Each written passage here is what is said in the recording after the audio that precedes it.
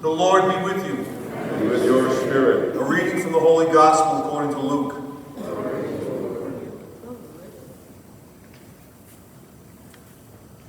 As Jesus continued his journey to Jerusalem, he traveled through Samaria and Galilee. As he was entering a village, 10 lepers met him. They stood at a distance from him and raised their voices, saying, "Jesus, Master, have pity on us." And when he saw them, he said, "Go show yourselves to the priests." As they were going, they were cleansed. And one of them, realizing he had been healed, returned, glorifying God in a loud voice. And he fell at the feet of Jesus and thanked him. He was a Samaritan. Jesus said in reply, 10 lepers were cleansed, were they not? Where are the other 9? Has none but this foreigner returned to give thanks to God? Then he said to him, "Stand up and go. Your faith has saved you." The Gospel of the Lord. Praise to you, Lord Jesus Christ.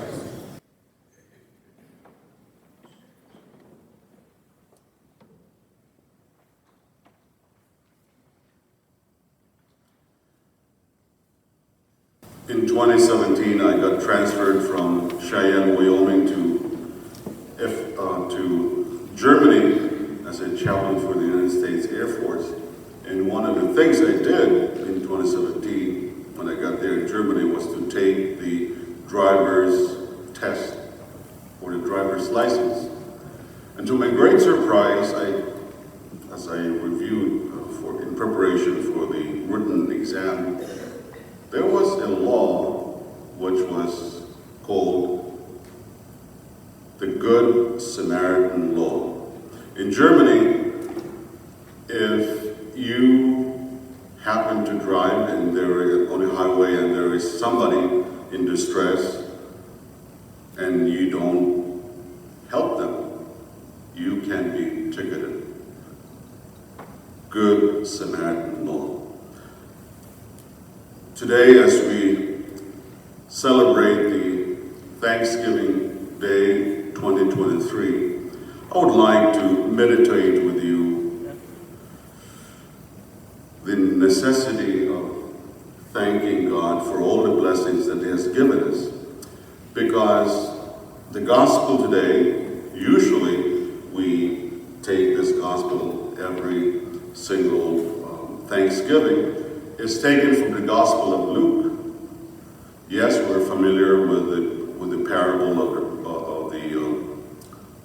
the Good Samaritan, but when we talk about the Gospel today, we always refer it, well, it's about the 10 lepers and only one comes back to Jesus to thank him.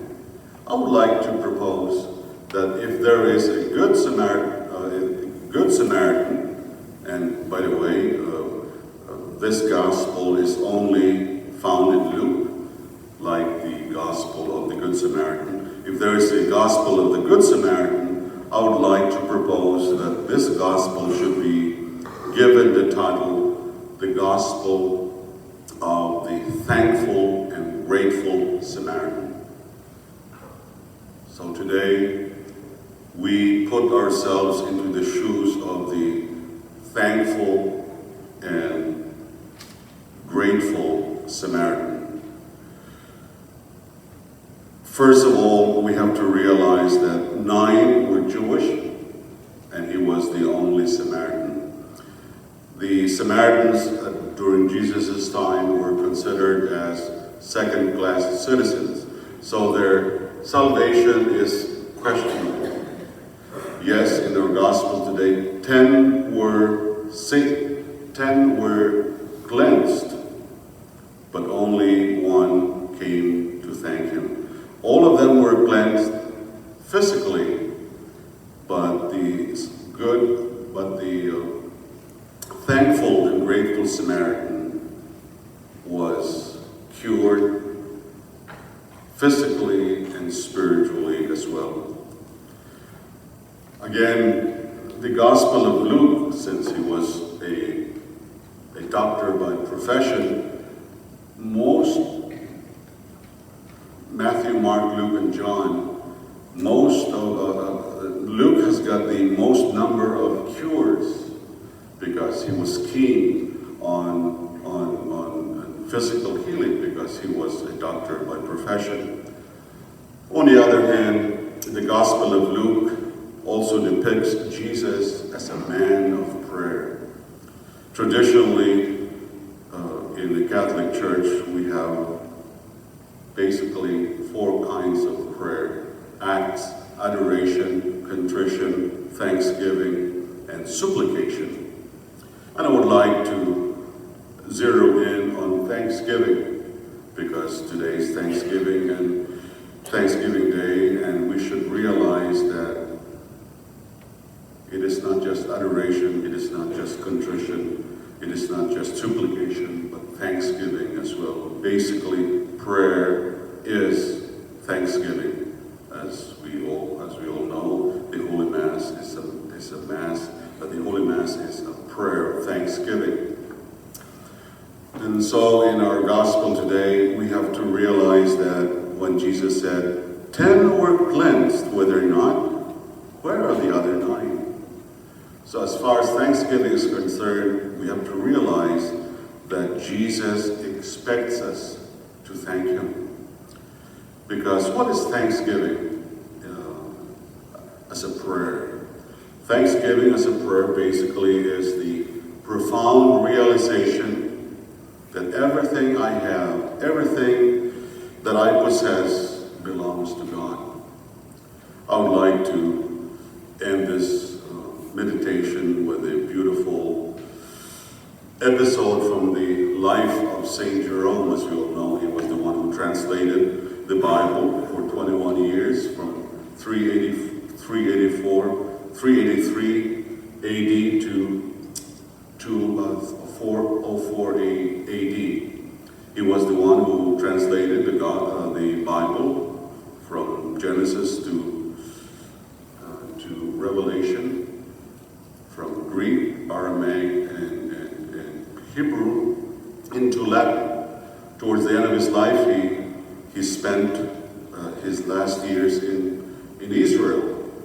And there's a story that goes like this. One day, as he was praying, he said, Lord, I want to give thanks to you, and I want to offer to you my intelligence. Imagine 21 years of translating the Bible from Latin, from Aramaic, Greek, and Hebrew into Latin. After some moments, he realized, well, it's a gift from you. My intelligence is a gift from you. So later on, he attempted a second time. So he says, Lord, I'm going to give you the level of spirituality that I have reached. Practically, he spent majority of his time praying. But later on, he realized even the level of spirituality that I have reached is a gift from you.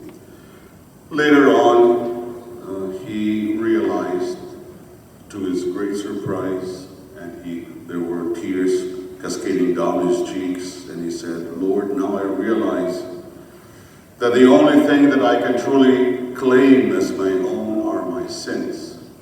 Everything I have, everything that I possess, comes from you. So today, as we celebrate Thanksgiving 2023, let us use this image of the thankful and grateful Samaritan. I invite each and every one here to put on the cloak of humility and admit that everything that I have, everything that we possess comes from God. And the only things that we can truly claim as our own are our sins. And so therefore, we thank the Lord for everything, and we extend our thanksgiving to all the members of our families that would be gathered together with us at the table, thanking God and for the blessings that He has abundantly showered on us, and may we be grateful also to our to others, especially to the members of our family, that we would break bread today as we celebrate Thanksgiving Day 2020.